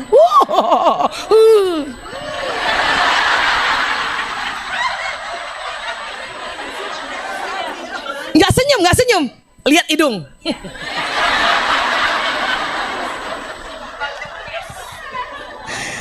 Itu yang harus kita lakukan ternyata. Inilah Allah maha mencatat, Allah maha meneliti, maha mendengar, maha melihat ketawaduannya seorang istri. Ya, bukan bela-belain dia, bukan ngangkat-ngangkat, bukan. Kita ngerti ini. Ya, dan kita tahu karena apa-apa yang berdasarkan ilmu itu derajatnya mulia. Ya, paham ya bu ya? Latihan mulai gitu ya. Minimal jangan suruh istighfar. Kita aja istighfar dulu.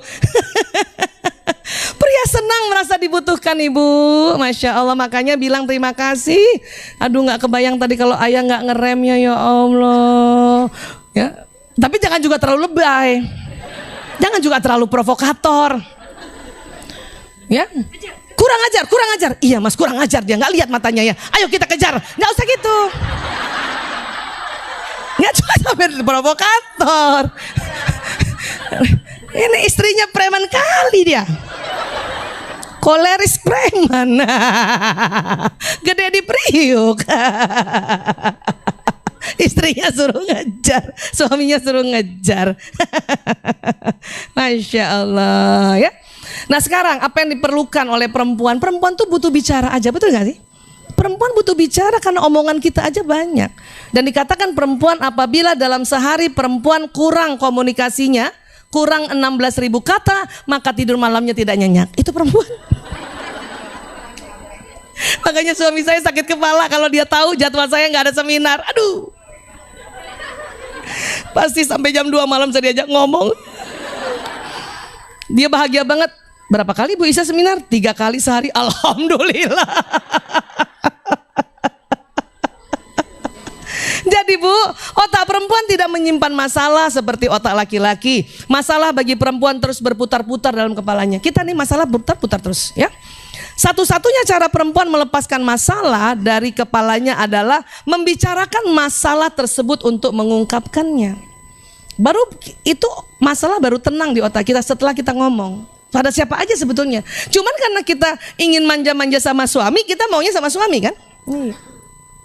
Untuk itu, karena itu saat seorang perempuan berbicara di akhir harinya, tujuannya adalah untuk melepaskan ganjalan hatinya, bukan mencari kesimpulan ataupun penyelesaian.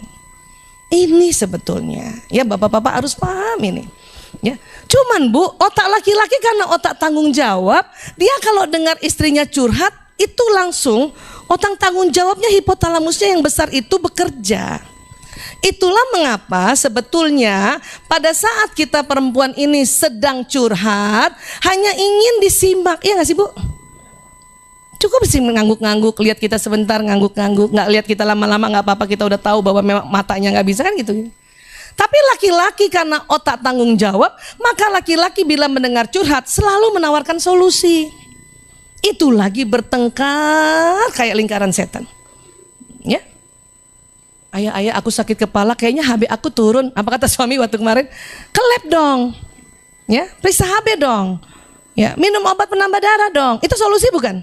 Solusi, karena dia kasihan lihat istrinya curhat. Padahal perempuan waktu curhat dia sudah mengatasinya, ya kan sih? Iya, kadang sakit kepalanya pagi hari, ketemu suami malam, ngeluhnya malam. Kan gitu. Udah minum obat juga tadi pagi, bahkan udah ke dokter, bahkan udah ke lab. Makanya waktu dikasih solusi minum obat atau ke lab, kita langsung kaku. Udah, gitu. Perempuan hanya sebetulnya inginnya, kasihan Bu Isa ya, capek ya. Ih, senangnya. nggak jadi sakit kepala Bu gara-gara itu. Paham ya tentang ini ya? Makanya laki-laki harus kasih tahu. Suami saya kasih tahu ini. Makanya atau saya disclaimer setiap mau curhat, ayah, aku cuma cerita doang ya gitu. Ya. Dia ngerti, sekarang udah ngerti. Pengen banget dia ngasih solusi. Ya, yang jadi masalah begini. Laki-laki kan udah ngasih solusi ya. Terus kita kadang-kadang besok mengeluh hal yang sama kan? Padahal laki-laki sudah kasih solusi. Laki-laki kesel karena kenapa kamu nggak pakai solusi yang kemarin aku kasih? Berarti kamu nggak pakai solusiku. Berarti kamu nggak ikut perintahku. Gitu cara persepsi laki-laki. Karena kita ngeluhnya berulang. Ngeluh sakit kepala saya aja seminggu bisa 3 kali Bu. Ya. Nah suami saya kadang-kadang jengkel karena dia selalu udah siapin obat. Jadi persepsi dia bahwa kita nggak patuh terhadap perintah dia gitu. Padahal ini cuma ngomong doang. Makanya kasih tahu. Bahkan suami saya tuh kadang ya datang pinternya tuh.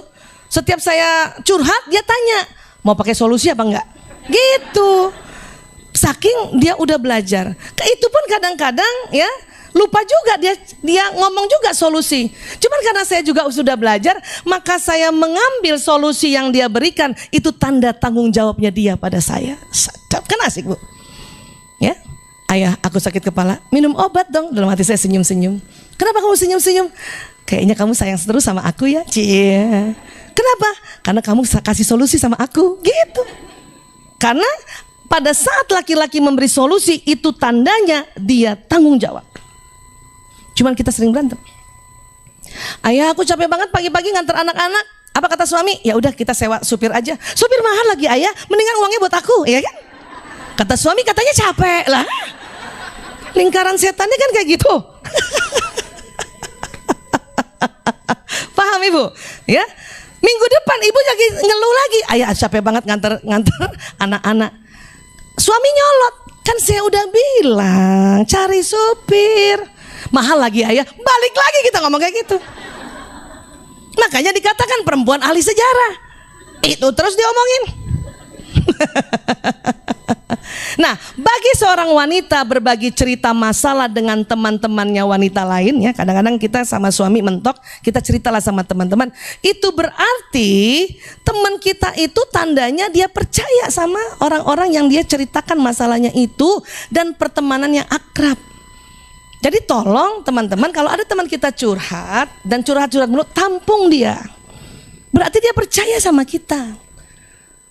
Berarti kasihan dia nggak bisa ngomong sama suaminya. Paham itu ya? Tapi hati-hati juga, pilih teman.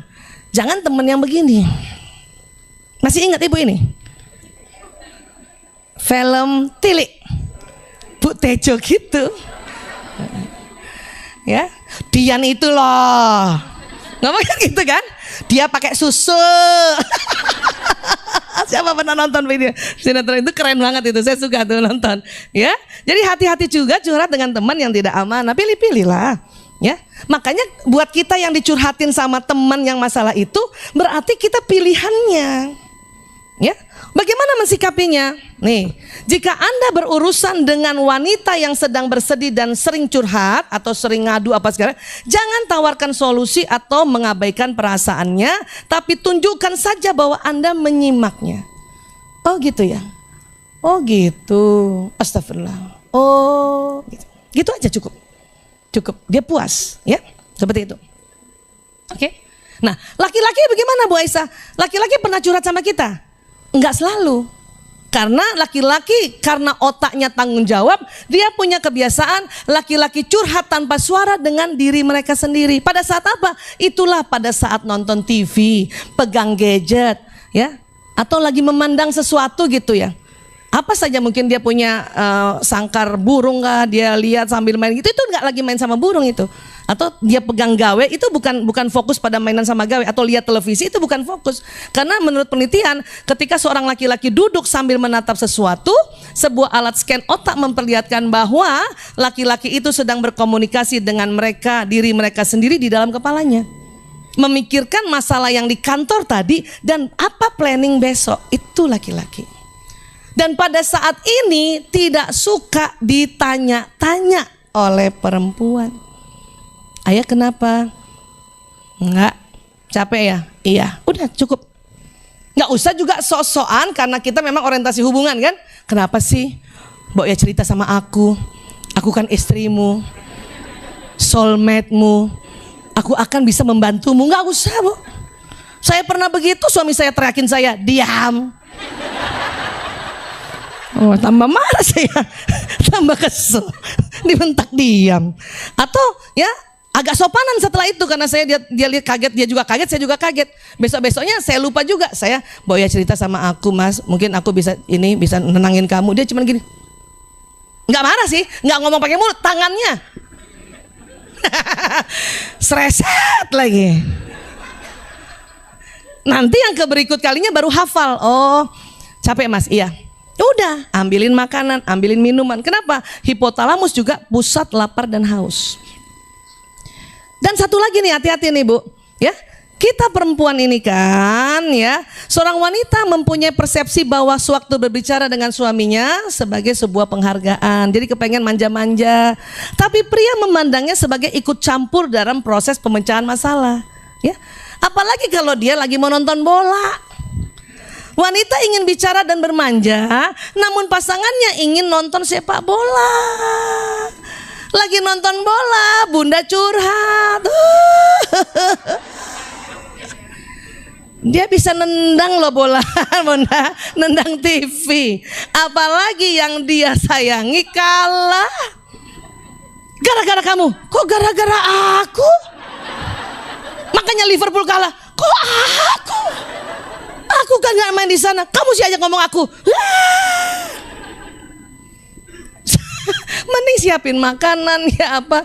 Dan bahkan kita pro. Ya harus tahu dulu, jangan sampai kita bertentangan. Suami Liverpool, ya istri MU. Bahaya, ya. Dan laki-laki waktu lihat televisi itu lagi nggak lihat televisi. Makanya jangan heran laki-laki suka mengganti saluran TV. Waduh, sekarang enak kita udah punya gawe. Dia ganti-ganti saluran, kita nonton aja. Dulu saya kesel loh. Baru lihat itu zaman dulu tuh, nonton Cassandra. Zaman dulu. Ini yang ketahuan umurnya nih. Lagi nonton Cassandra diganti. Mending dia lanjutin tontonnya, enggak diganti terus. Karena laki-laki waktu ganti itu dia selagi mikir, mencari problem solving. Ya Allah, dulu belum punya uang banyak, TV cuma satu-satunya. Belum ada gawe, itu jengkel lagi kita. Astagfirullah. Nonton di tetangga, nonton tetangga deh. Ya, zaman dulu kan gitu kan. Ya, itu hiburannya perempuan. Karena perempuan kalau nonton tuh pakai perasaan, Bu. Dan tidak mau ada sedetik pun ketinggalan. Makanya pas ada iklannya ditonton deh tuh. Karena takut nanti sesi berikutnya ibu kebablasan. Terus udah nonton nanya melulu lagi kalau kita tadi kebablasan. Tadi kenapa? Tadi kenapa? Ini siapa Mbak? Ini siapa Mbak? Mbak saya bilang, ya Allah Bu, diam aja kenapa? Jadi teman-teman ya, bahwa dengan mengerti segala perbedaan persepsi ini, maka akan mengurangi tekanan pada diri kita dan tekanan pada pasangan kita, ya. Dan menghindari penilaian yang keliru. Karena benar deh, waktu saya belum belajar banyak tentang hal ini. Kenapa saya bilang banyak? Itu karena ini bersambung terus kan, ya. Bukunya tebel-tebel Bu, sambung, saya praktekin, praktekin, ulang, ya. Itu saya tertekan Bu, dan saya menganggap suami saya jahat banget. Bayangin lagi mau nonton diganti-ganti TV gitu kan, dan dia pun nggak nonton itu, nggak nonton, diganti lagi itu acara. Kan saya langsung dumel, nggak bisa lihat istri seneng ya. Nah mulai kan goyang. Itu paham ya Bu ya, dikasih arahan atau kita mau bantuin tanya alamat salah lagi kan, apa salah akhirnya. Tapi setelah mengerti, oh dia nggak jahat, memang otak kita beda, menilai dunia yang sama ini dengan perbedaan persepsi tadi ya. Itulah makanya kita perlu belajar. 11.18 ya. Sebab sekarang kan zuhur 11.30 ya. Iya. Saya kelihatannya teman-teman mau langsung pulang ya. Atau foto-foto. Ya nanti kita atur. Kalau mau foto-foto kita atur supaya dapat semua ya. Iya. Gimana caranya? Pura-puranya saya kayak pengantin duduk situ, ibu salaman gitu, foto dari sana gitu ya. Supaya Bude Inneke nggak pusing. Gitu ya Bu, kalurnya kanan gitu ya. Nah itu bisa semuanya nanti difoto ya. Oke. Ya, ada yang mau tanya? Satu aja boleh. Karena kita mungkin segera akan. Masya Allah. Ya kasihan deh orang VIP. Iya. Baik, silakan Ibu. Suaranya agak keras, bisa kedengaran? Ya.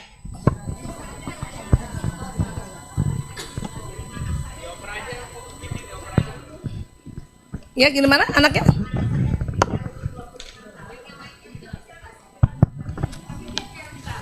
Oh.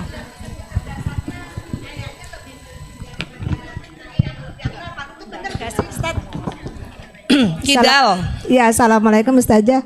Ya. Mohon maaf, anak saya itu kidal, umur 25 tahun, tapi alhamdulillah dari SD itu yang pelajaran matematika, pelajaran kimia, fisikanya itu dari ini alhamdulillah lebih baik daripada yang anak saya yang 4 gitu, alhamdulillah. Nah sekarang emang care banget gitu, terus peduli banget gitu sama saya gitu kan. Nah ini bentuknya apa namanya, dan saya juga menganggap dia tuh masih kecil aja gitu Ustazah. Dikarenakan anak kan gitu masih kecil aja, itu yang pertama. Terus yang kedua saya punya cucu Ustazah. Nah, kakaknya umur 5 tahun aktif banget itu, lompat udah kayak apa gitu. Laki-laki. Nah adiknya itu perempuan tapi kok jadi ngikutin ya Ustazah ya. Mohon maaf lahir batin. Assalamualaikum warahmatullahi wabarakatuh. Waalaikumsalam. Bunda namanya siapa sayang? Nama panggilannya? Ibu Upi. Ibu Upi. Iya, Masya Allah. Umi Upi. Ya. Bunda Upi. Jadi gini. Kalau kita pernah belajar ya, otak kan terbagi 2. Nah, otak kanan mengatur tubuh yang kiri. Otak kiri mengatur tubuh yang kanan. Anak yang kidal berarti kan tangan kirinya gerak terus ya. Berarti otak kanannya lebih dominan memang. Kan laki-laki kanannya memang dominan kan? Senang main, senang. Nah, memang kiri. Dan tentu lebih kreatif. Ya. Hanya ada peraturan yang perlu diajarkan anak yang kidal. Ada beberapa hal yang memang harus pakai kanan. 1, makan. 2, salaman. 3, waktu istinja yang pakainya kiri. Itu aja.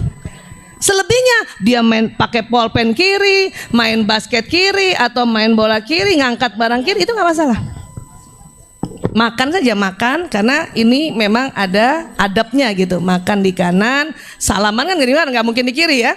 Iya, sama ini yang buat makan, ini yang buat istinjanya gitu. Itu aja, nggak apa-apa. Ya, nah, adapun kalau anak perempuan ngikutin kakaknya yang lari-lari, kemungkinan besar anak perempuan itu ekstrovert wataknya. Yang saya bilang tadi agak tomboy, di mana hormon testosteron pada anak perempuan itu lebih banyak sedikit dibanding anak perempuan yang introvert. Gitu. Nggak masalah Bu, nggak apa-apa. Yang penting ibu jaga ya. Meja yang ada tajem-tajemnya, biasanya kalau saya di rumah saya tambel itu. Karena takutnya kejeduk di situ, ya itu aja. Sama ingatkan, ya pokoknya nak boleh main, ya seneng ya mainnya. Kalau nanti panggilnya apa? Nenek, Umi, Oma, Umi. Kalau Umi ada nasihati itu cuma 2, berbahaya sama nggak sopan, oke? Nah gitu. Selebihnya Umi duduk aja ngeliatin, terus ngecek berbahaya nggak, udah bahaya nggak? Kalau belum, oke. Ya masih sopan nggak? Oh masih sopan, oke. Rebutan, ini punya aku, ini kan belum bahaya kan? Ini punya aku, ini kan belum bahaya dan masih sopan juga kan? Ini punya aku, kan masih sopan. Udah nggak usah ngomong, biarin aja dia latihan. Latihan berkompetisi antara kakak dan adik, nggak apa-apa, ya.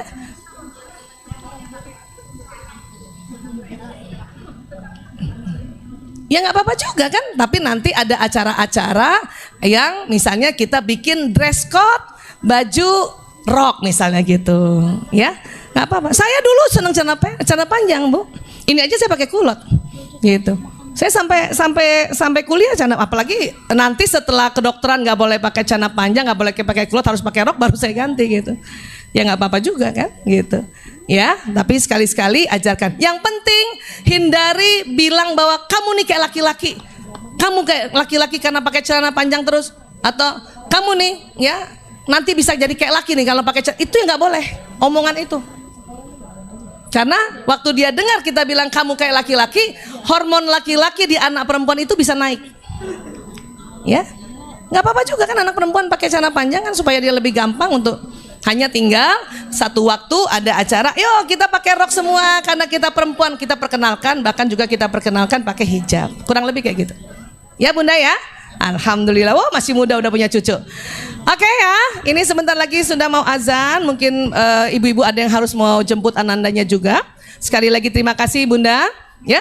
Insya Allah setelah hari ini dan seterusnya Bunda tambah sayang sama suami. Amin ya, tambah ngerti otak laki-laki ya. Oke, terima kasih, maaf lahir batin. Wabillahi taufik wal hidayah. Assalamualaikum warahmatullahi wabarakatuh.